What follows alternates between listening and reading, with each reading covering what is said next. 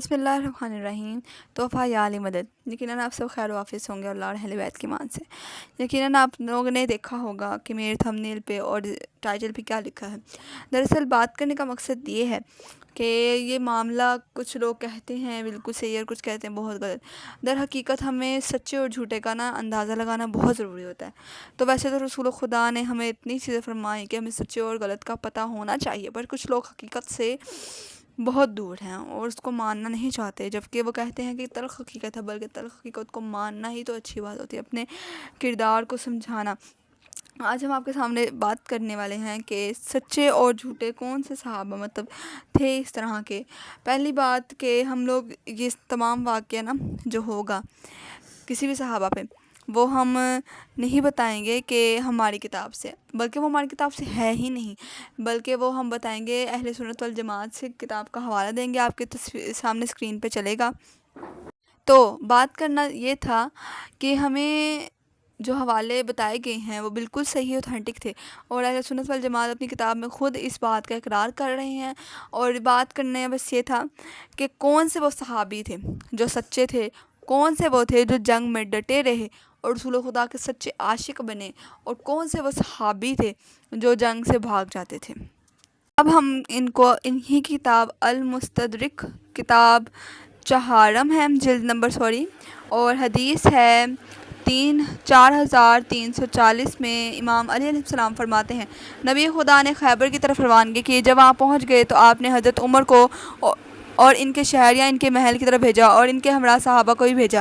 انہوں نے جنگ کی، لیکن حضرت عمر اور ان کے ساتھیوں کو کامیابی حاصل نہ ہو سکی۔ یہ لوگ ایک دوسرے کو بزدل قرار دیتے ہوئے لوٹ کر واپس آ گئے۔ دیکھیے، مرد وہ ہے جو جنگ کرے اور جنگ جیت کر آئے۔ مولا علی علیہ السلام نے اتنی جنگیں لڑیں، اور پتہ ہے نا کہ جنگ خیبر کس نے فتح کی، جس کو خیبر کہا جاتا ہے، فاتح خیبر مولا علی علیہ السلام ہیں۔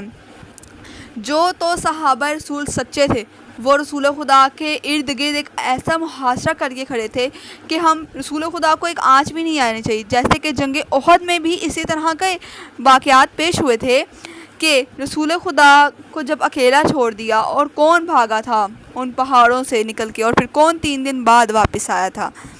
جو ہم نے آپ کو حدیث نقل کی ہے، یہ حدیث امام مسلم کے معیار کے مطابق صحیح ہے، اور ہم آپ کو اسی کی بنا پہ ایک دوسری حدیث کرنے لگے ہیں کہ حدیث نمبر ہے 4341۔ اس میں ہے، حضرت جابر فرماتے ہیں، نبی خدا نے خیبر کے دن عمر کو علم عطا فرمایا، آپ نے ساتھیوں کے ہمراہ گئے، لیکن آپ لوٹ کر آئے، اور آپ نے ساتھیوں کو اور ان کے ساتھی آپ کو بزدل کہہ رہے تھے۔ یہ حدیث بھی امام مسلم کے بیان کے مطابق صحیح قرار دی گئی ہے۔ ہم آپ کو ساتھ حوالے اور تصویریں اسکرین پہ دکھا رہے ہیں، بلکہ میرا مقصد بس یہ ہے کہ ہم صحیح کو مانیں، جو صحیح اور سچا صحابہ ہے، جو اپنے رسول خدا کے لیے اپنی جان قربان کر دے، جس طرح مولا علیہ السلام نے جنگ احد میں رسول خدا کو بچایا اتنی دفعہ، اور یہ بھاگ چکے تھے۔ بس بات یہ ہے کہ جنگ خیبر کس نے فتح کی؟ فاتح خیبر مولا علیہ السلام تھے، اور وہ صحابہ جو سچے تھے وہ جناب جابر تھے، جناب سلیمان فارسی تھے، اور جناب اویس کرنی تھے۔ یہ رسول خدا کے وہ صحابہ ہیں جو سچے صحابہ تھے۔ تو یہ ہم اپنی بات اپنی طرف سے نہیں کہہ رہے، بلکہ ہم اہل سنت والجماعت کی طرف سے کہہ رہے ہیں، اور یہ ان کی کتابوں میں خود درج ہے۔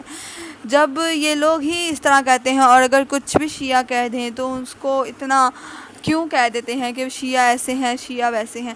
بھائی پہلے آپ اپنے آپ کو دیکھیں، اپنے آپ کو کریں۔